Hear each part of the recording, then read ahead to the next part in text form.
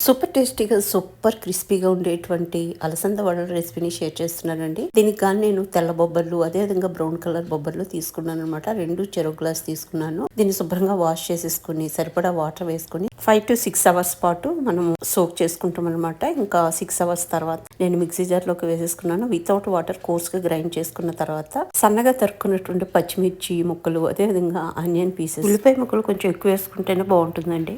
అల్లం ముక్కలు, కొత్తిమీర, అదేవిధంగా కొంచెం జీలకర్ర, రుచికి సరిపడా సాల్ట్ వేసేసుకుని మొత్తం అంతా చక్కగా చేతితో మిక్స్ చేసేసుకుంటాము. తర్వాత మనము కాగిన ఆయిల్లో ఈ విధంగా వడల్లాగా చేసేసుకుని చక్కగా దాంట్లో వేసుకుంటూ 1 by 1 ఫ్రై చేసుకుంటామండి. ఈ విధంగా చక్కగా మనం పల్చగా ఒత్తుకుంటే ఏంటంటే క్రిస్పీగా వస్తుంది అనమాట. లోపల కొంచెం సాఫ్ట్ గా, పైనంతా క్రిస్పీగా ఉంటుంది. పైగా పిండి గ్రైండ్ చేసుకునేటప్పుడు అస్సలు వాటర్ వేసుకోకూడదండి. ఆటోమేటిక్ గా గ్రైండ్ అయిపోతుంది అనమాట. చక్కగా నాని ఉంది కదా, కొంచెం కోర్సుగా పొలుకుగా గ్రైండ్ చేసుకుంటే ఏంటంటే ఆ క్రంచ్ అనేది మనకు తెలుస్తుంది. ఆనియన్ పీసెస్ అవి కొంచెం ఎక్కువ వేసుకుంటేనే బాగుంటుంది అనమాట. ఇంకా రెండు వైపులా చక్కగా గోల్డెన్ బ్రౌన్ కలర్ కి వచ్చే వరకు మనం ఫ్రై చేసుకుంటాము. లో టు మీడియం ఫ్లేమ్ పెట్టుకుని, ఫ్లేమ్ మాత్రం లోనే పెట్టుకోవాలండి. లేకపోతే పైన కలర్ వచ్చేస్తుంది, లోపల అలాగా ఉంటుంది అనమాట. కరెక్ట్ గా ఉడకదు. ఇంకా మన దగ్గర ఉన్న పిండి అయ్యేంత వరకు ఈ విధంగా మనము వేపించుకుంటూ వెళ్ళిపోతాం. వేసుకుని వడలు ప్రిపేర్ చేస్తానండి. ఇంకా దీన్ని మీకు ఇష్టమైన చట్నీతో గానీ, లేదా అచ్చంగా అలాగే గానీ, లేదా టమాటా కెచప్తో గానీ సర్వ్ చేస్తే